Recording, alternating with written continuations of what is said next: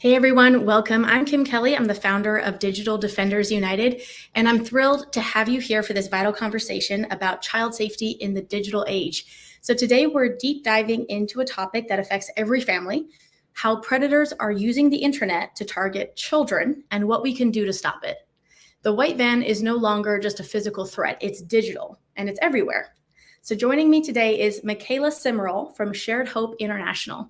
Together, we're going to explore real dangers that kids face online and provide you with actionable steps to protect them. So we're here to shine a light on these threats and also empower you to be proactive. So let's get started. Mikayla, thank you so much for being here.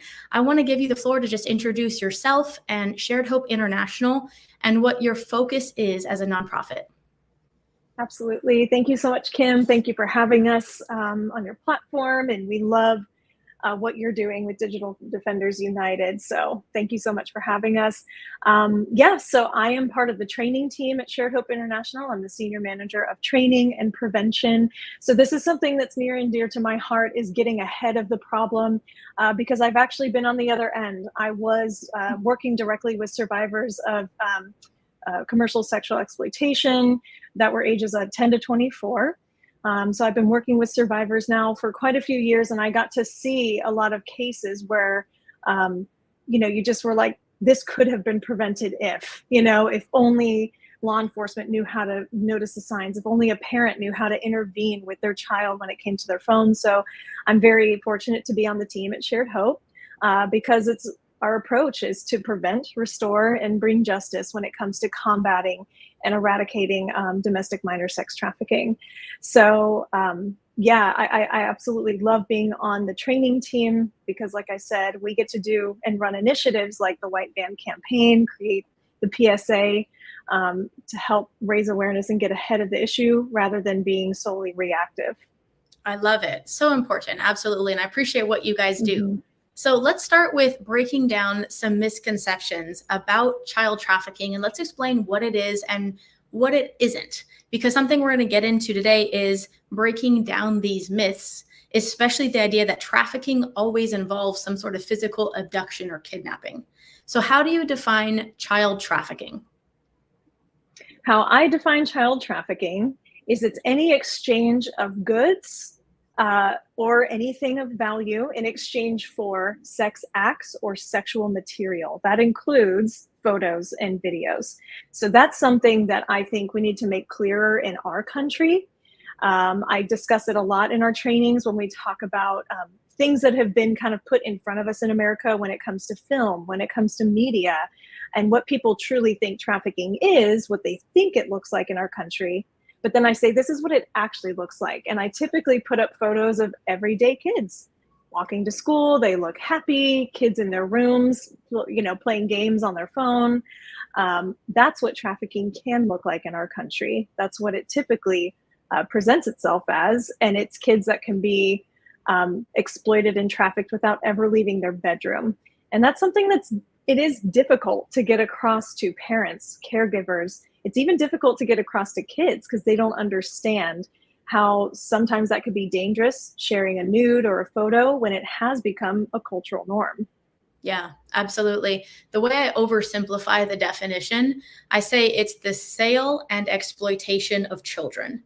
So there's this pretty big category of trafficking, which, to your point, involves some sort of exchange of goods for some form of service. Now, there's also different types of trafficking. So, for example, there's labor trafficking, there's sex trafficking, there's domestic servitude and other forms. And I'm right there with you. There's a lot of misconceptions, specifically in America, about what child trafficking is, what it can look like, whether or not it's a theory, which, they can come say to my face, but specifically, there's a lot of other things that get convoluted as trafficking. So I also say child trafficking and exploitation, because there's this whole separate spectrum of child abuse, which is nasty and all these terrible things, not all of which are trafficking. So for example, child sexual abuse is not always trafficking, but 100% of this nasty spectrum of trafficking is definitely abusive. So it's important for people to understand the difference, but also, of course, these things are related. Now, when we come outside of the world of, internationally, human trafficking is a massive issue. I've seen statistics that say it's about $150 billion global enterprise. We know that statistics are hard to reference because they're not quite accurate. It's probably impossible to know the real numbers because traffickers aren't filing taxes, right? But when we narrow that down to the United States, a lot of people are surprised to know that the United States is actually the main source and destination for human trafficking. So that should give all of us pause. And then, of all the different terrible ways humans can be trafficked, narrow that down to child trafficking, narrow that down to child sex trafficking. We're talking about children being exploited and somebody or a group of people profiting from that exploitation. So now, again, that can happen in many different ways. We want the public to understand, most importantly, what that could look like in your community, because this is not a far, far away problem. It's not just an overseas problem. It's absolutely happening in our backyards. Now, this has not only, been proven if you look at headlines with different arrests and things that have been going on, but there's a lot of different layers to this. So there's a misconception that a lot of trafficking is because of kidnapping. But let's talk about the white van campaign and the idea to shift the perception of the white van stereotype or kidnapping stereotype to how it really happens. And then we're also going to talk about the threats in the digital world. Absolutely. Yeah, everything you said, 100%. Something that I have noticed when I talk to just an everyday person, right? And they ask me, what do you do for work? I say, I'm in the anti-human trafficking world. I, work at a nonprofit, and I'm all about preventing child sex trafficking. One of the first responses is, oh my goodness, I saw this van and they were, driving by this playground and they were looking at kids. Or the response is, oh, did you hear about that child that got kidnapped or abducted off the street? Yeah, trafficking is just horrible. Then I get into that sticky situation of, okay, do I have enough time to explain to them that that's not necessarily trafficking? Those things could lead to a child being trafficked, absolutely. But we at Shared Hope, we're about to actually post stuff on our social media about those differences, because that's what's extremely important in America, is that we learn the differences. We're not saying don't pay attention. Hey, parents, just disregard, child abductions and kidnapping. No, we're not saying that. You still need to teach your children to be alert when it comes to in-person strangers, but they need to be just as alert, if not more hyper aware of those strangers and predators meeting them on their digital devices, because that's where kids are building community now, whether we like it or not. Gen X parents, millennial parents, we're raising these kids in a world that's not ours, it's theirs. Any child born after 1997 is considered a digital native. So, and when I say child, of course, 1997, now we're getting into young adulthood, right? We're getting into people in their 20s, early 20s, but they were born into a time where they weren't really given an option other than to function on devices that were connected constantly. Social media.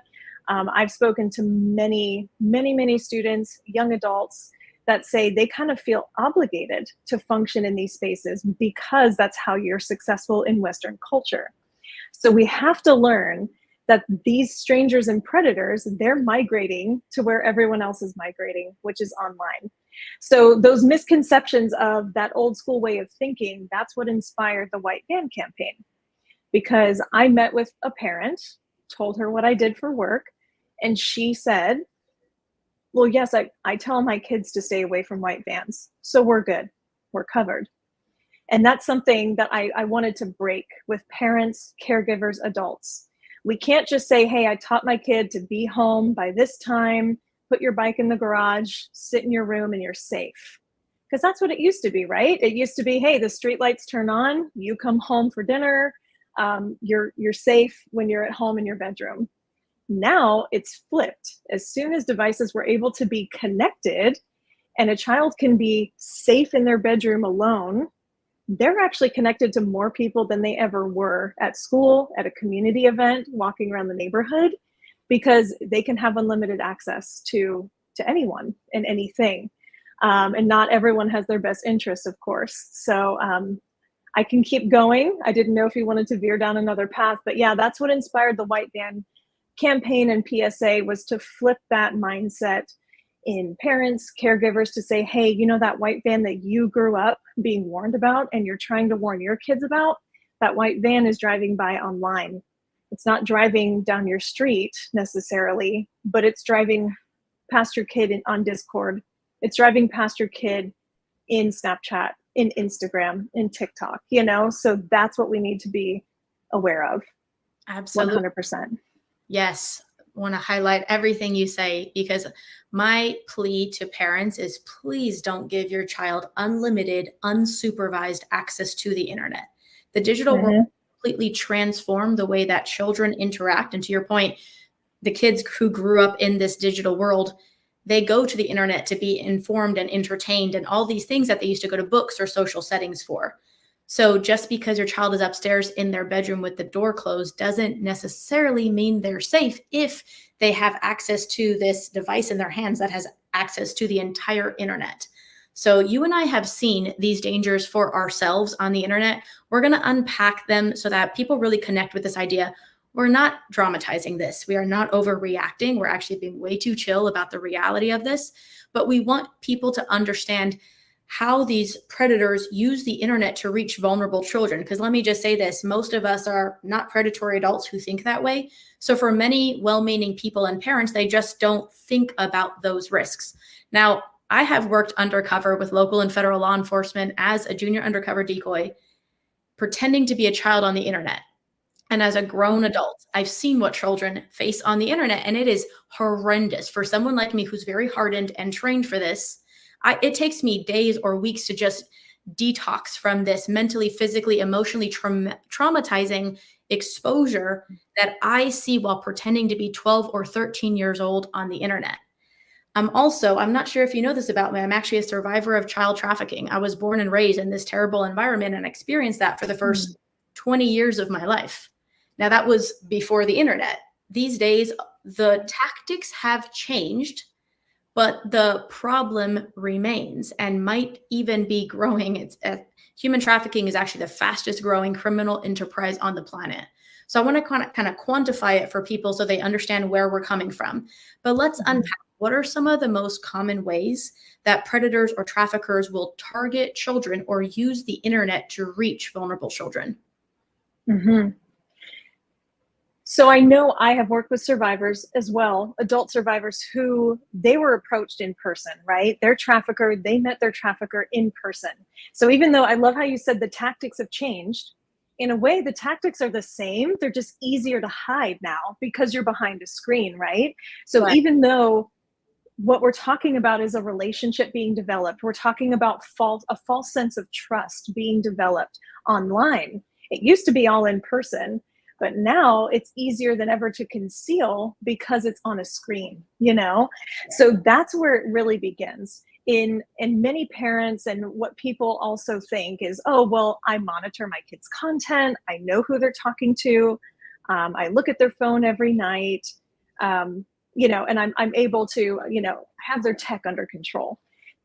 That also, to me, is something that we need to stop doing. We need to assume, hey, my kids are smarter than I am. Teenagers have always been smarter than their parents in certain ways when it comes to getting away with what they want to get away with.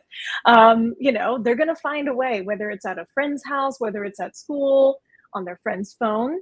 So that's something right there that we have to get ahead of, and it needs to be an open conversation, because the way that predators start that is they develop a relationship, they develop trust, they start a conversation that seems very innocent at first, but then it can quickly turn to very exploitative behavior.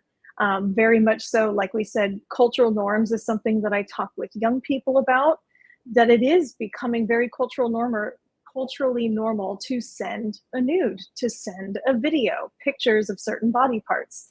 And right there is where, you know, a predator could have a hook right away online, even if it's something that we think vanishes or goes away.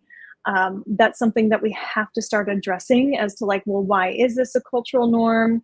How can we help kids to understand, you know, let's not go down this path because it could be used against you in a way. So that, I would say, is one of the first ways that this begins, is that it all begins with a relationship or a false sense of a relationship, safe relationship online. It can move as quickly as a few days, a few weeks, a few months. It just depends. And a lot of those times it can lead to in-person interactions, or it can stay solely online. I've seen cases where the person has never, ever met their trafficker or their predator in person. It has all remained online. So that's where it's also very scary, because many people think, well, my child, they know better than to sneak out of the house and go meet this person in real life. Well, they don't have to now. They can be fully, exploited and manipulated just from their phone, from their bedroom, without leaving their house. So, yeah, 100%. So let's unpack. There's a tactic called grooming. So when we're talking about tactics, we want people to understand these are different methods by which the modern day predator may target children or use these tactics to gain their trust. Now, like I said before, a lot of times the tactics have changed with the times, but the strategy is pretty much the same print. Like you said, this is the tale as old as time, unfortunately. So grooming, the way I oversimplify that definition, it's a tactic predators use to gradually desensitize the victim, the child, to harmful or inappropriate behaviors so that the predator gains the victim's trust and it reduces the predator's risk of being caught. So exactly to Mikayla's point, unlike the concept of kidnapping or a white van where they come and snatch the kid, they will either be someone the child already knows and is supposed to trust, or they will gain the child's trust either through special attention. It could be gifts, it could be financial incentives, but the whole goal is to isolate the child, to gain their trust, normally to create a relationship of secrecy, like, oh, this is our little secret. I'll give you candy. Your mom doesn't let you have candy, but this is our little secret because you're special and I know that. So they isolate, create this secretive relationship, and again, gradually desensitize. They're not going to come in with a harmful, inappropriate behavior off the cuff, but they may start gradually sexualizing the relationship, gradually introducing elements of abuse. And it could even become violent or aggressive, or it could be very kind the whole time. The tactic could be to befriend the child and pretend to be their friend or someone who cares about the child. So again, what we're doing is unpacking these ways that predators target children, because you, as the parents and the caretaker, need to know the reality of the risk. You need to know the signs so that we can help children navigate this, so that we can help prevent them from experiencing this, and also have that open dialogue and communication with children. Not be afraid to talk about these subjects, because believe me, if you're not willing to talk about this with your child, someone else is. And you want this to come from a healthy place and someone who actually does care about them. So let's talk about grooming. To me, this is such an important thing for people to understand, because it's how almost every form of solicitation begins. So I want to know from you some of like the tips that you have to help parents and caretakers know how to prevent this, know how to communicate with their child, what they can do to be part of the solution. And I want to share my personal, big tip first. This sounds so simple, but I think one of the most empowering things you can do to help prevent your child from exploitation is to build up your child's self-esteem. So obviously, beyond physically protecting and providing for your child, if you are building up their self-esteem at home, if they hear from you, you're beautiful, you're smart, you got this, we can figure this out, we can find a solution, we got this together, you're so strong and amazing. If they've never heard that before, not if, but when a stranger danger on the internet slides into their direct messages and says, hey, baby, you're so cute, do you have a boyfriend? If they've never heard that type of positive reinforcement from you at home in a healthy way, they're gonna be like, oh my God, someone finally sees me, someone finally understands me, I finally have someone who cares about me. Versus if you've empowered your child and you've taught them about these stranger danger tactics in an age-appropriate way, of course, they'll know what this stranger is trying to do. They'll feel more comfortable coming to you and saying, hey, this guy's asking me this. Hey, I don't know this guy and he's saying this. Can you please check? So simple, but in my opinion, so powerful when it comes to prevention. So what are some of your top prevention tips for parents and caregivers? Along the same lines, but I would say create a safe space. Create a safe environment in your home where your child does feel like they can come to you with anything. If something does happen, when it does happen online, and they feel uncomfortable with something that happens in an interaction, whether it's in a private message or a comment that's made online, they feel like they can come to you rather than keep it to themselves and figure it out alone. We actually have a handout now that we've created, and it's rules for the digital world. That's reminding young people that it's like, you're in control. We want you to feel like you're in control and empowered of the content, not only that you create, but the content that you consume. We want to remind them, don't feel obligated just because someone wants you to engage with them online. You don't have to if you don't want to. And then one of those as well is, you are not alone in this. Unfortunately, this happens way more often than we like to admit. But we want to make them feel like they are not isolated, because that's exactly one of those grooming and recruiting tactics that is used on them, is that, hey, I'm the only one who gets you. Hey, I'm the only one. I'm here for you. No one else. Your mom wouldn't let you do that thing you wanted to do, but I would let you do it. I want to take you on a trip. They don't let you go anywhere. So they isolate very quickly. Whereas creating a safe environment where they can come to you is extremely important. So many parents, though, they're like, well, where do I even start that conversation? How do I create a safe environment for my kids to come forward? And I think one of those big things that I like to talk about is talking about the differences of you growing up without social media and them growing up with social media. Acknowledge that they are digital natives. Acknowledge that you respect their level of intelligence when it comes to like the digital age, but then say, hey, I know this is where you're functioning. I'm just here to keep you safe. That's all I want to do. That's my job as the adult, the safe adult in your life, is I just want to help keep you safe. I don't have to understand how and why you use Discord, but I'd like to have an open conversation about what this app is capable of. Are you able to chat with anyone freely? Are there location settings? Those are like the two big things. We at Shared Hope, we'll talk about specific apps sometimes, but I think the biggest thing is we just say, does it have a chat feature? Does it have location sharing abilities? Those are the two most dangerous things that can happen on any of these apps or games that kids are on. Mm-hmm. So yeah, another thing, I lost my train of thought there for a second. Another thing that yes. So we're also very huge on just empowering parents to say, hey, we want to help you start that conversation and keep it going, not only with your kids, but in your community. Empower other parents that feel overwhelmed with this subject.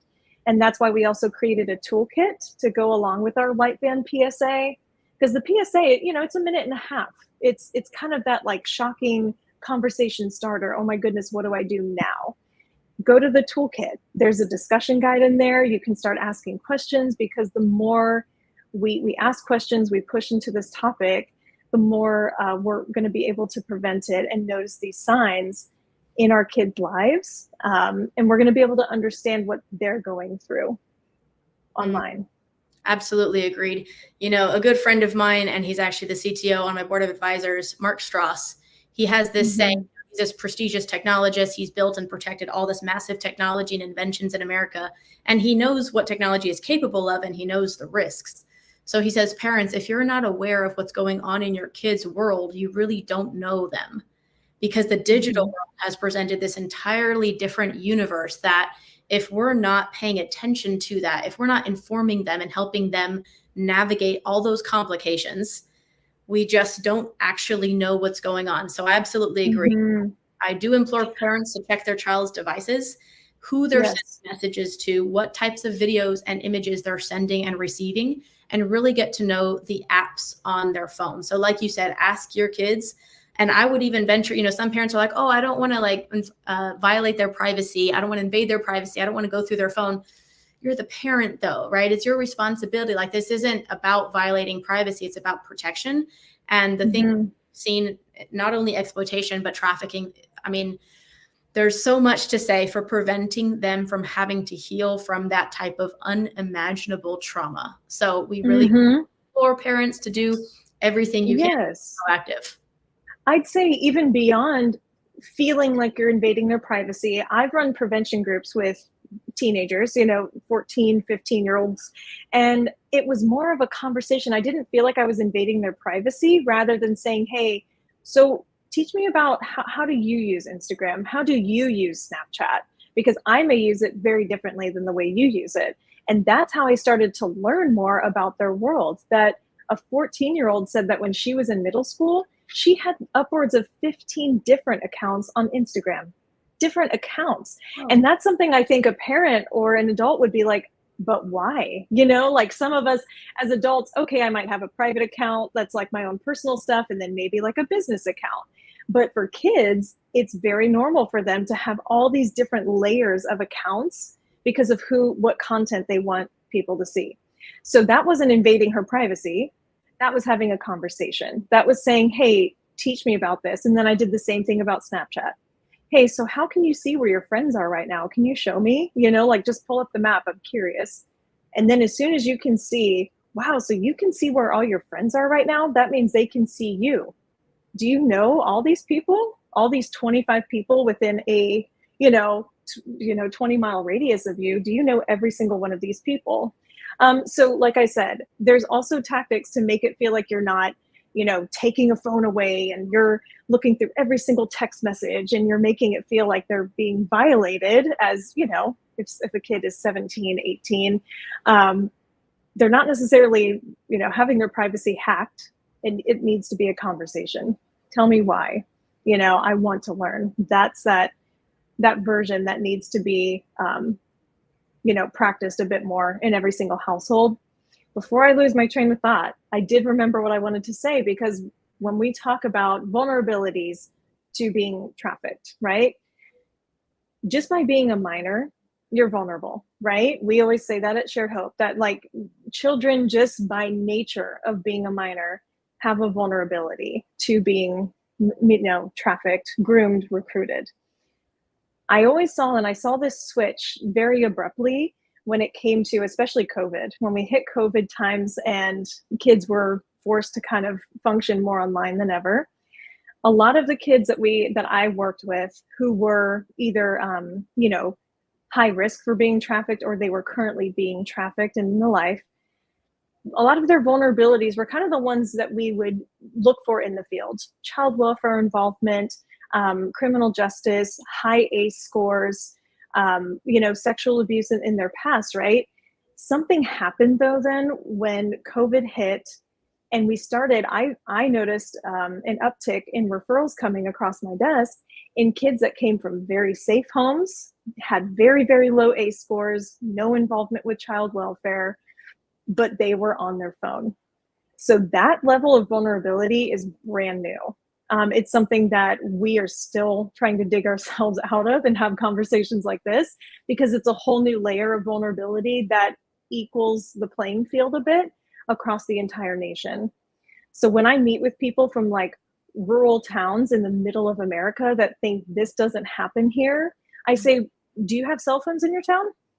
Do you have gaming in your town? Well, yeah, of course, our kids have cell phones. Okay. Trafficking and exploitation can happen here, and this is why. It's the new layer of vulnerability that levels the playing field to where anyone is susceptible. Absolutely. So important. Thank you for sharing that, because again, we're here to demystify the stigma so that people are aware of what it really looks like when it's right in front of them. The average citizen is more likely to experience something that's not very obvious. It's not going to be as obvious as you or I would like it to be. It's not going to be a child on the side of the road with a sign saying, "Help me with dirty clothes." It could be in your neighborhood. It could be a child in your child's school. It could be a child on the sports league your child plays on. It doesn't look a certain way. It's not a certain social status or class or race or gender or all these social constructs. People try to box this in. And to add more complication, the internet is borderless. So it's granted children direct access to all the predators in the world who want to access children. So again, it's so important for parents to not only understand that this is real, we are not exaggerating this, and we do have to do our part to help prevent children, because children are innocent, they're doing nothing wrong, but they are being targeted. I tell this story often because I want people to understand how real this is, how aggressive it is, and how many predators children are likely to experience based on my personal experience, not as a child, but today as an advocate and someone who's worked on all these different ops undercover pretending to be a child on the internet.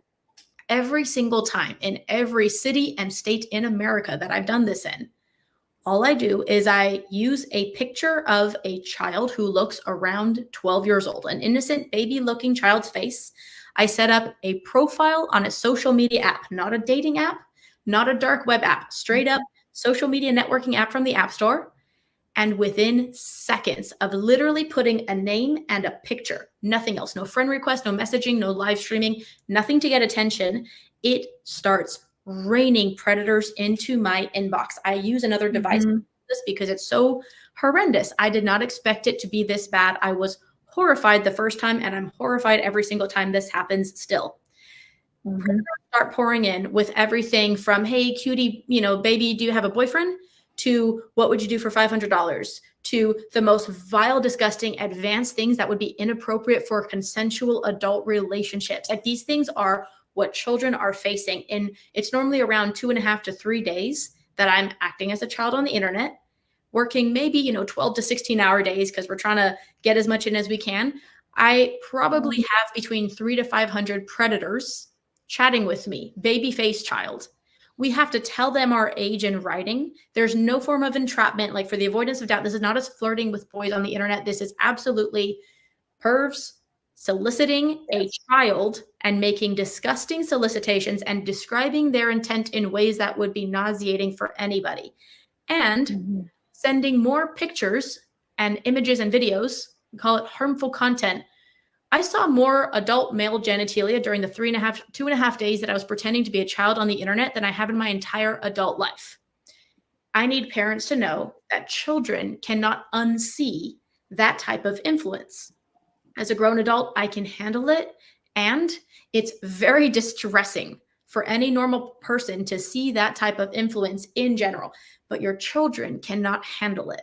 I need parents to know this, that you not wanting to get involved or not wanting to invade their privacy is not worth losing their innocence. Innocence cannot be regained. And especially when what they see on the internet is that all their friends are doing it, and their social validation is somehow measured by the numbers, the likes, the followers, these little hearts and numbers that mean nothing in the real world. But children are being shown that that's how they add value to the world. That's how they get attention. That's how they become influential. So we need to do better as a society. And unfortunately, this is a very complicated problem. So there's many layers to solving it. So let's talk about the signs. What are some of the signs that parents and caregivers should be on the lookout for if their kid is either changing behaviors or possibly getting groomed online or doing something that the parent really needs to step in and get involved with? There's many signs, and all it takes is a few of them. It doesn't take all of these signs that we're about to list off or that we can talk about. It can be any combination, even just one. Sometimes it's hard to separate because teenagers are teenagers. Sometimes they're moody. They don't want to talk to you. They're tired. But like I said, if it's something that's a shift in your child's normal behavior, because most parents, caregivers, if you're around someone long enough, you'll kind of know their patterns and when they begin to switch.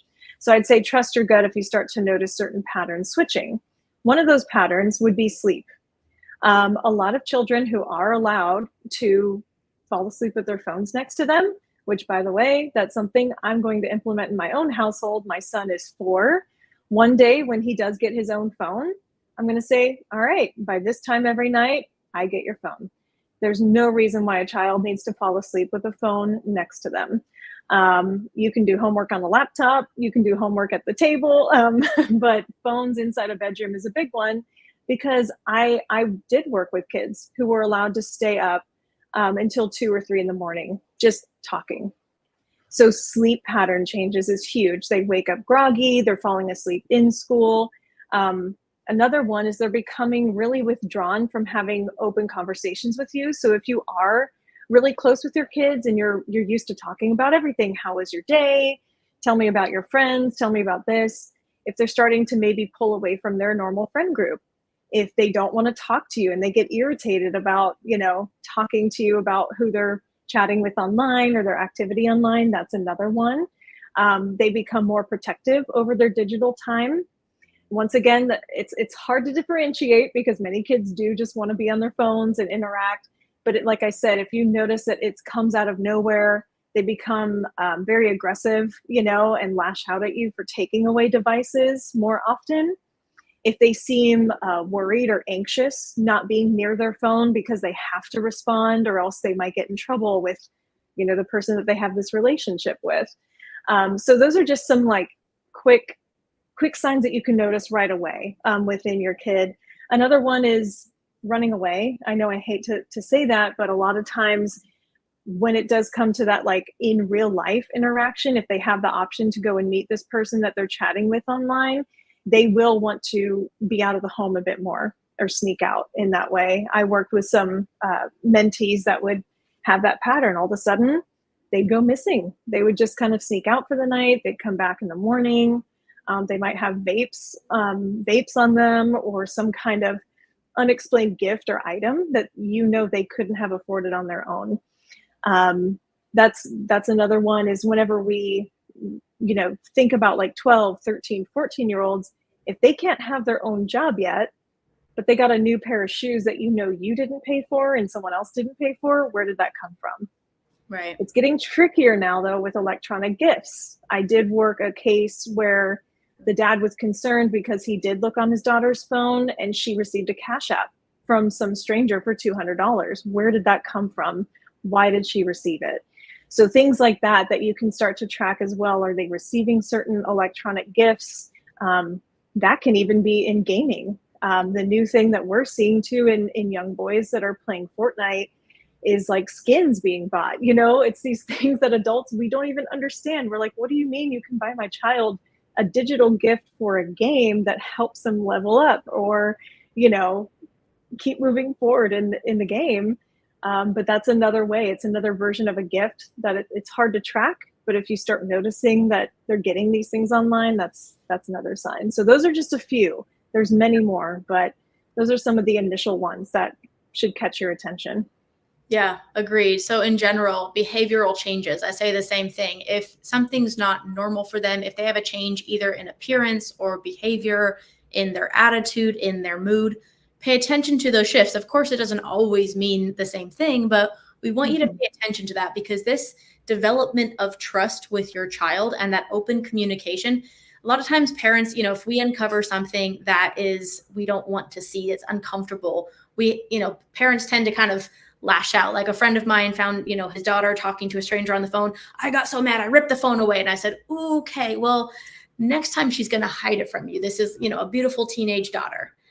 What if instead she learned that she could come to you and tell you things and you wouldn't get mad, wouldn't rip away her favorite thing, but you could help her through it? She might be more prone to come to you and tell you about these things. So it's a delicate balance. And we just want to encourage parents to do all that they can to communicate, build that trust, listen to your child, full stop, listen when they come and tell you about something. I've seen so many cases where something happens in the child's earlier years, something inappropriate, some kind of sexual abuse, and they report it to someone in their own way. Realize that children can't communicate the way we'd like them to communicate. It may not be as clear as we'd like it to be, but they tried to tell someone and it was either disregarded or dismissed, or they were told to sort of brush it off and get over it. And they did, and it got worse. And it continued throughout their childhood. And unfortunately, this whole saga of abuse, because they did try to say something and it wasn't regarded. So unfortunately, these things can spiral. So when a child comes to tell you something, please listen. And even if your instinct is to retaliate or get mad or take their phone away, help them through it and realize that these things are inevitable. Someone likened the internet to giving your child a loaded weapon. You wouldn't just say, here you go, have fun. Oh no, you shot your arm off.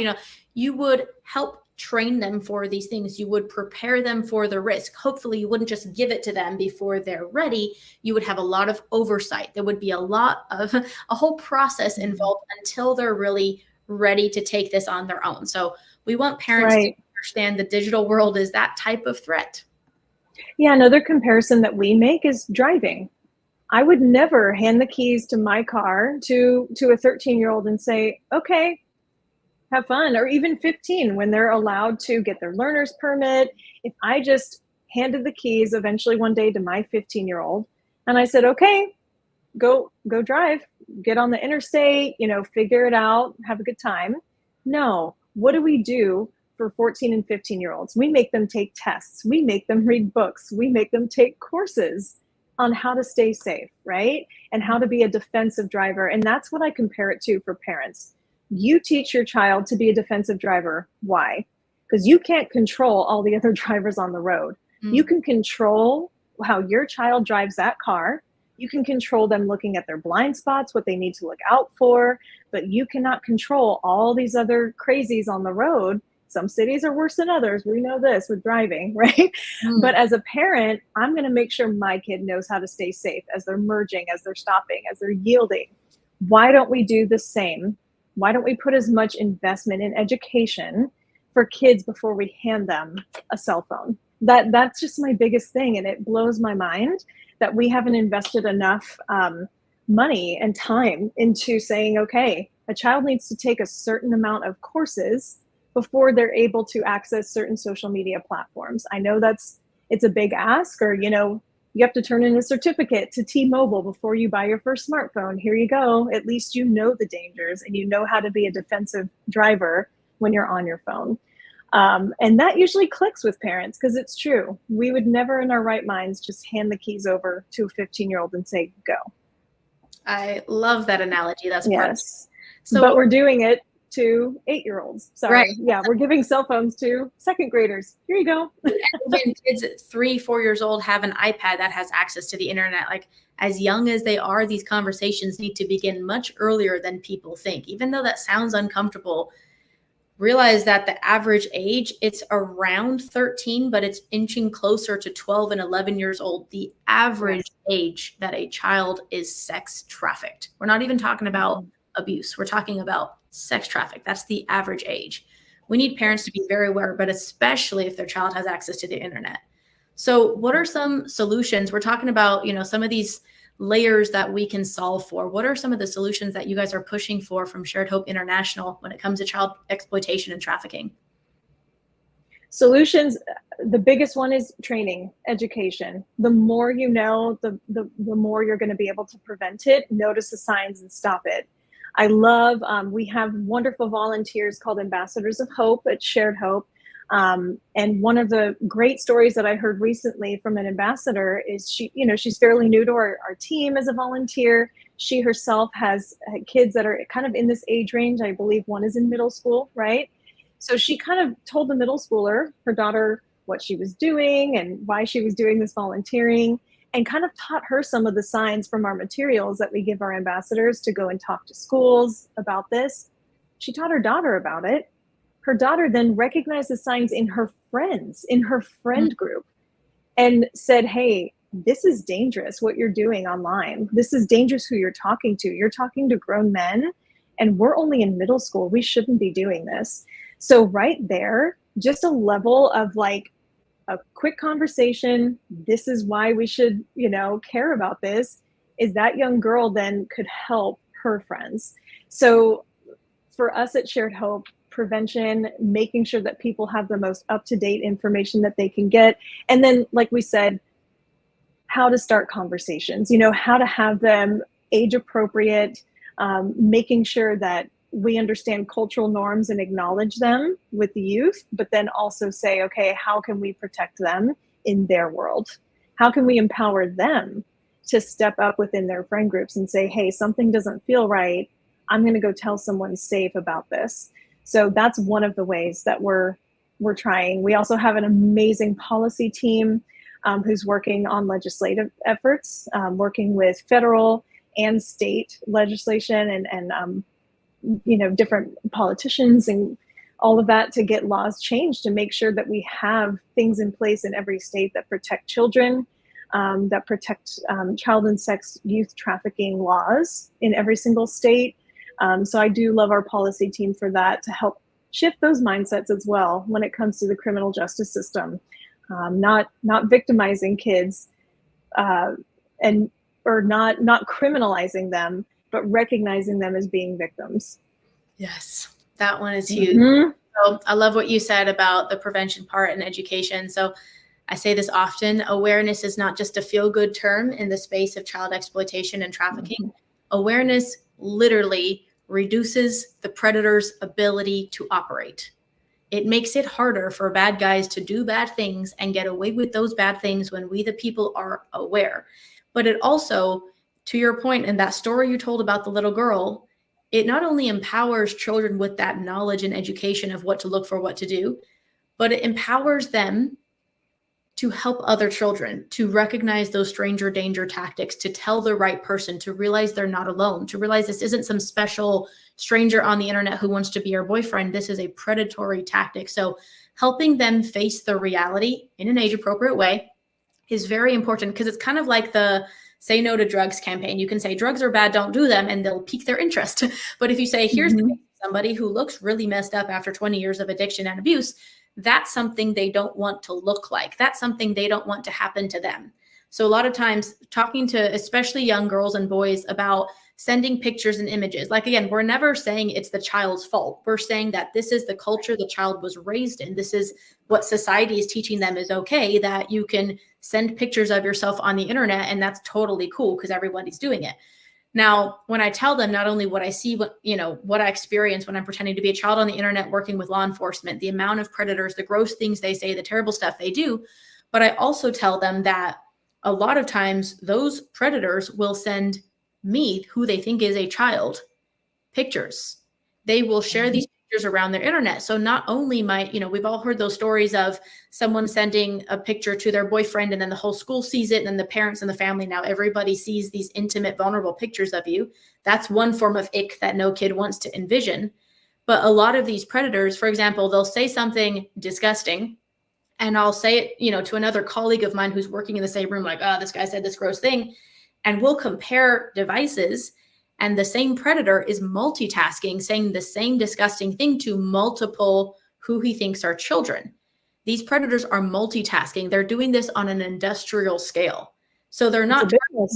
It's their business. It's a business. You don't know who's behind that screen, but you also don't know how many children they're targeting. So we want to demystify this for children as well, so that they understand it's not necessarily that cute guy in the profile image. It's not necessarily a child. It's not necessarily, someone who wants to be your boyfriend. And that data that you share, once it's on the internet, it exists there forever. It may never go away. And it will likely be shared not only to all kinds of strangers, but even back to your own friends and family. So when children understand those risks, it again removes these layers of like, oh, this is just my secret to my friend or my boyfriend or this stranger. Helping them understand the digital realm is a whole other world that they may not understand, but we're here to keep them safeguarded. Yes, and how many highly educated adults have been scammed online now? Not even outside of being trafficked, exploited in that way, but just being scammed in general is now just becoming extremely common. Now imagine an 11-year-old being scammed. They won't know. Their brains aren't fully developed to where they can decipher between a safe adult, what's real, what's fake. And that's how they're more vulnerable than ever. Because if me having an Instagram and me having an email account opens me up to scammers, then think about them, and what they're open to, especially when they're putting out content that they don't realize is dangerous. They just want to tell people about their day. Once again, cultural norms. I come back to that. Why do they want to be influencers? Why do they want to be YouTubers and gamers? Because it's easy money, it's quick, and you can travel the world. Look at all of these adult influencers now that are their heroes. Back in the day, if I wanted to be famous, what was the agenda was, okay, well, you have to move to Hollywood. You got to move to LA. You got to move to Nashville and become a star that way. Now kids feel like they can become a star without leaving their house, without leaving their town. So for them to become an influencer in that way, it's their reality. So what do they need to do to gain that? They need to gain followers. They need to put out as much content as possible, which makes them vulnerable to predators saying, hey, I know everything about your life. I know what you like, what you don't like. I can help you get followers if you just XYZ. So that's another form of a vulnerability is these social media platforms. I did some research when I first started at Shared Hope, and I said, well, what are they even marketing? And a lot of the verbiage used in the marketing for social media apps is meet new people, find your people, build your network, grow your network. So it's really marketing to meet strangers, meet new people to grow your network. And a 12-year-old, they can't fully comprehend what that truly means to grow your network and have 10,000 followers when you live in the middle of nowhere, America. There's no reason why a middle schooler should have over, 10,000 plus followers on a certain platform.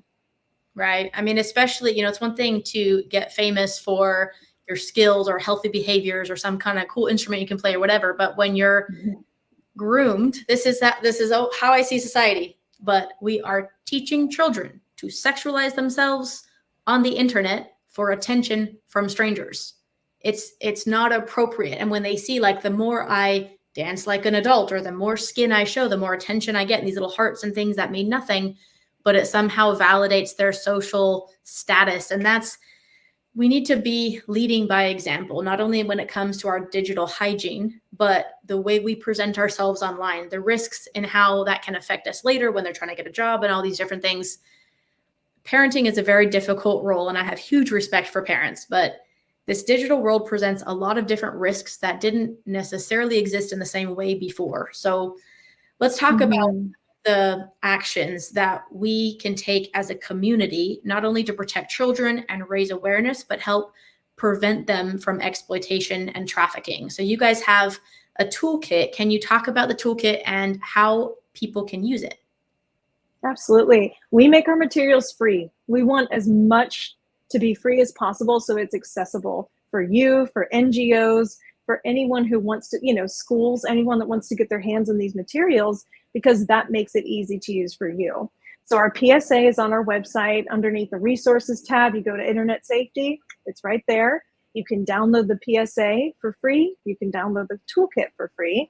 And in the toolkit, it literally guides you. It says, why do we need to keep the conversation going? The discussion guide questions. And like we said, there's no right or wrong answers. It's kind of these like open-ended discussion questions because we need to start critically thinking about the why. I ask my 4-year-old all the time, and it's kind of backfiring on me because he asks me why about everything now. But it's good to have kids, well, why did you post that? Well, why do you feel like you have to respond to this person online? Tell me why. It's really, really good to have those critical thinking skills when it comes to the digital world. So the toolkit kind of goes through that. And it also gives next steps of, if something has happened, how to report it, how to make sure that you're staying safe and you're keeping your kids safe. We also have guides for parents and adults on internet safety. We have handouts that are free for kids. Like I mentioned, the rules for the digital world. We have it in English and Spanish. That's another community that's extremely vulnerable in our country because a lot of Spanish-speaking parents and caregivers and grandparents, they don't speak English fluently, but their kids might. So their kids have a bit more power in the home because they're bilingual and they can maybe hide a bit more on their phones or get away with things on their internet presence. So we want to make sure that we empower parents that are Spanish-speaking as well to understand these signs and how it looks in America. So we have some caregiver tips as well for Spanish and English speakers. We also have lots of webinars that you can watch for free. Like I said, education is huge. And we also love learning from survivors. We love learning from kids. One of our most recent webinars that we did just in June is talking to, I say kids, but, they're young people. They're ages 15 to young 20s, and they just told us about the realities of their world. That's what we need to push into more. What are your realities? What do I need to understand as an adult? And then how can we help to just work together and protect you? And then for us, I mean, we just have, like I said, tons of resources that are free. We also do in-person trainings and virtual trainings. So if there's ever a time that you'd want us to Zoom in or come to your community and give a training, whether it's to adults, staff members at a school, I love training social workers. I love training teachers and parents on this stuff because it just makes it more real. You know, we want to make it real, not in a scary way, but just in a way that this could happen here, rather than saying big things that we're against is, I think you said it earlier, Kim, is like, don't take the phone away. I'm a parent of a toddler and I'm already having conversations with parents of toddlers that said, well, my kid's not getting a phone till they're 18. And I'm like, okay, good luck with that. Have fun. That's not reality. The reality is you need to introduce your kid to a cell phone kind of earlier than later, but teaching them how to use it safe, having open conversations about it in age appropriate ways. So it has to start early, and the consequence can't be, I'm taking all your tech away. It has to evolve into something different. I agree with that. One of the things that we also advise is for parents to use different apps and software to monitor their child's online activity. So there are a lot of different apps and software. You know, I'm not associated with them, but I encourage people to do their research. The two that we recommend are Bark and SpyX. So they help to not only monitor, you know, who your child is messaging, what type of images they're sending and receiving, the different apps they're using. It it targets their location and different things. So I encourage people to use that as well as an extra layer of protection, but nothing replaces the parent being a parent. So we have to address this in a multifaceted way. Unfortunately, it's a very complicated problem, but we do need everybody to do their part. And I know for sure that everybody can do something to be part of the solution. You know, I was having a conversation with my very intelligent 9-year-old nephew recently, who is probably going to grow up to be a lawyer because he argues everything so eloquently. And he was making this whole case for why he needs a phone, because all his kids, all his friends have a phone and that's what everybody's doing. But you can trust me and I'll only watch educational videos. You know, he's doing this whole thing. And I said, buddy, it's not that I don't trust you. It's that I don't trust the internet with you. He knows that I work with good guys who go after bad guys who are trying to hurt children. He knows that. And so, you know, I explain it in an age appropriate way and I make it kind of cool for him, but also to help him relate to the fact that it's not that you're doing anything wrong. It's that this isn't a safe place. So when you're in this unsafe place, I'm going to be watching. That's why when I give you my phone, I let you use certain apps. I check what you were doing. I look at your history. It's not because I don't trust you. It's because I don't trust the bad guys. So that might be a helpful way to sort of offload the, you know, the good cop, bad cop thing and just let kids know it's not that I'm here to make your life less fun. It's that I'm here to protect you. So we hope people have learned a lot from this. And most importantly, we hope that you implement this type of education, because prevention is just, there's so much to be said for helping a child to not have to experience that trauma and then spend years trying to heal from it and navigate it, and helping everybody in our community do the same. Because again, this goes beyond just your own children, which you can have a massive impact on, not only with digital safety, but in how you can protect your own family. But this also goes to their friends, their parents, your community. If you can get everybody on board, we can create much safer spaces, but also make sure that the circles your child is interacting with are all on the same page when it comes to safety. Because if you lock up your child's phone, but they can easily go to their friend's phone for different types of entertainment, they will. So let's do our best to get everybody on board with protecting children. That should be we should have a zero tolerance policy for abuse, but we also need to have a real focus on prevention and what all of us can do to be involved. So I'm going to give the floor to close us out with any final words or message or tips that you want to share. And I just want to thank you not only for being here, but for the work that you do, because it really is so important. It really matters. So thank you for all you guys do to protect children.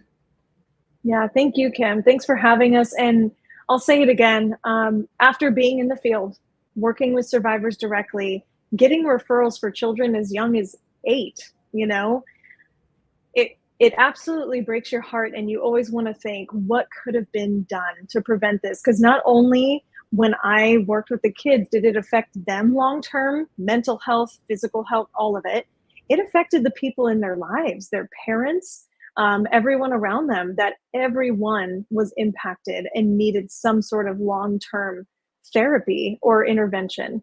So if we can get ahead of the issue, and I'm so grateful that I'm able to be at Shared Hope now and be on the prevention side of things, because that's where a big impact can be made. It can decrease the amount of referrals that NGOs are getting across the country. It can decrease the amount of children that are going in and out of child welfare and in and out of therapeutic offices for these types of services, right?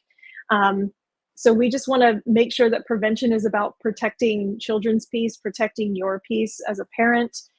We know it's overwhelming. We know that this whole new world of the digital age is just evolving at a rapid pace. I don't even feel that old, but there are days that I talk to kids and I'm like, oh, I'm old now, and I hate it, but it's just the reality. So like I said, we want to make things accessible for you.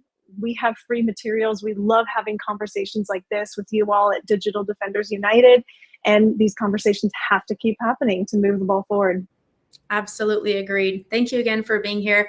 I want to encourage everyone to go to your website. It's sharedhope.org. Thank you again for being with us today on Digital Defenders United podcast. We hope to see you next time. Have a great rest of your day.